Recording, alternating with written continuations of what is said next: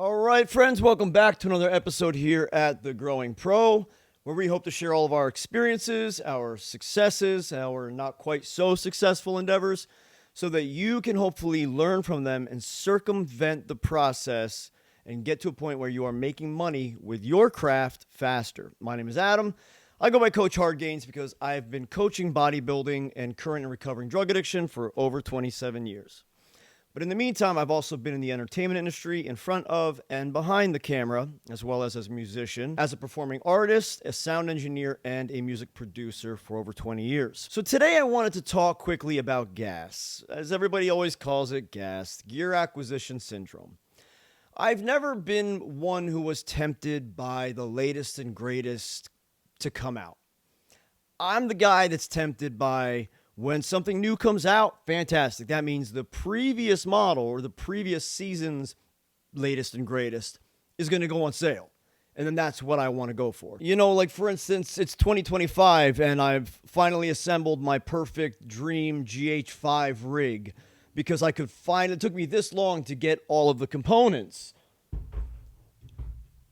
And I'm very happy with that. I love that thing. I'm not going to keep using it, but I love that thing. I love that I finally put everything I wanted together. And I'm shooting with the GH6 so that I can learn everything about that camera and explain it to you so that you know if that works within your budget, you know what to expect. But I do get tempted and tantalized by small form factor cameras, like my Sigma FP run and gun rig. I mean, when something like this comes out, it gets me right away, which is why I paid such a premium for the Fujifilm XM5 when it came out. I mean, I paid way overpriced for that camera with the kit lens. But I hoped it would be something that I could turn into a mini cinema rig, run and gun like this, like my Sigma FP. But if you haven't caught that video, I explained that the cables coming out of the handle side, it didn't work for me. But it may be the perfect camera for you. And that's great. It's an amazing camera. I love my Fujifilm cameras. I still shoot photography with an XH1 every week. I try to only book 1 or 2 photo shoots a week, if that, because my schedule, I'm so busy, but I still shoot with the XH1. I've got an XT1 back there. I love Fujifilm cameras, but I love small form factor cameras like this little Panasonic GX850 that I've had since like 2015 when it came out new. I saw this thing, and the second I saw it, I remember I was like, I have to have one.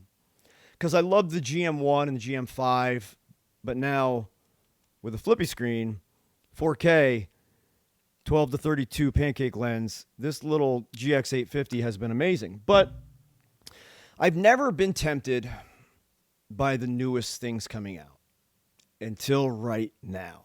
And I'm going to share something that I was trying to hold on to for a while because I'm taking things in stages. These are stepping stones for the videos that we're making for the community that we are building here. Our main YouTube channel has 3.9 million channel views. That is my primary focus, but we are building this channel here to follow suit. And I do believe that eventually, hopefully someday, we can provide enough value to you out there where this channel is also approaching 4 million channel views and expanding. So we are taking things in stages, right? Like, why would I revisit the GH5 in 2025? Well, not for me necessarily, but for you, for me to learn everything about this camera, perfect this camera here, so that I can share it with you. So that you, as a budding or new or beginner cinematographer or content creator, you know that for $500, you can get a used GH5, body, batteries, charger, and then kit it out as your budget expands and know that you're still going to get an amazing, even cinema quality image out of that camera that is dirt cheap. Now with the GH6, we're shooting here in Vlog. You know that if you've got a little bit more to spend, if you've got $1,000 to spend, the GH6 offers so much. I mean, this camera is, I'm only tapping into what this camera offers, and I am loving it. And so now I'm going to fill you in on what my next step was going to be. I do admit that I'm kind of a Canon color guy. Love everything else. I've got everything else. But although I do shoot with everything, I started my whole film journey many years ago on Micro Four Thirds with a GH4, G7, G85, G9, GX850, G85. Did I say that? Regardless. But then I moved to full frame. And I became very, very much a Canon user. Went to the EOS R for photography, got C100 Mark IIs for studio work, then upgraded those to C200s. Love to this day the C200s. I've been waiting for a C200 Mark II to come out, just like everybody else has, forever. I really hoped that the C200 Mark II would come out, and that would be what I'd get next. But I don't think it's going to come out. Because here comes the C70, then the C80, then the C300 Mark III, and C500 Mark II, and then the Canon R5C. So, my next step to move from the GH6 for a set of videos, a series that we make for you as the viewers, is to go from the GH6, as we stepped up from the GH5 to the GH6, and then go from the GH6 to either an S1, an S5 IIX, and then there's many reasons I'm not going to get into for that, but either an S1 or an S5 IIX in the Lumix world, but then also revisit my love for Canon. And I had been planning. I've worked it all out. I did my spreadsheet. I've got my pro and con list. I was going to get an R5C because I also shoot photography. Then I was debating a C80, but ultimately I settled on a C70. And I know that for so many reasons on my list, the C70 is the right one for me to go with as I step up from the GH6. Comparatively, I feel like that will offer me more to give to you as we go GH5 if that's your budget, GH6 if that's your budget. Now, what do you go to if you really want to get into a cinema-worthy camera and your budget is a little bit more? An R5C or a C70. But a C70 suits my workflow better for many reasons. But this week has just thrown me for a loop because two cameras came out in the last couple of weeks that really intrigued me so much. Obviously, the first one is the Canon C50. That camera, everyone's calling that camera the FX3 killer and whatever. I'm not even going to talk about that. I'm not going to compare that. But the C50 with an XLR top handle looks like an amazing camera. And I was like, wow, maybe that's the one to go with instead of the C70. It has some pros and cons against the C70 as well, but I thought, ooh, that is tempting. And I've been looking more into that. And then all of a sudden, out of nowhere, Nikon throws us the ZR.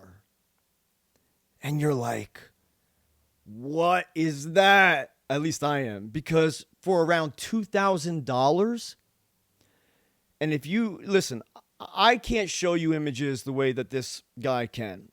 Go watch Mark Bone if you don't already. Go watch Cam Mackey. Those are the two guys that I would say, go watch their videos on the Nikon ZR.